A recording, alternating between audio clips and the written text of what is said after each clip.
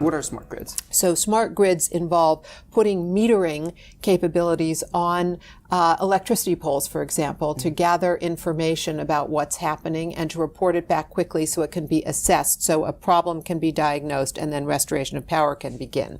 Most recently, when there was the big hurricane in Florida, we saw that Florida Power and Light, which had deployed this smart grid technology, these smart meters throughout the state of Florida, was able to recover power much more quickly than had been the case in the past to restore delivery of service to its citizens because of the deployment of that smart grid technology and the investments that had been made concomitant with that to put in stronger poles, cement poles versus wood poles. So some of it involves high technology and some of it involves things that are much less high technology, but it's about investing in a modernized grid for the future that will be more energy efficient, be able to incorporate new sources like renewables, and be more resilient against attacks. Yeah, so in the Florida case, so this is not just against bad actors. This is, of course, natural disasters. Natural disasters, extreme weather, right. And the smart grid operated in what way? Because we were able to figure out what areas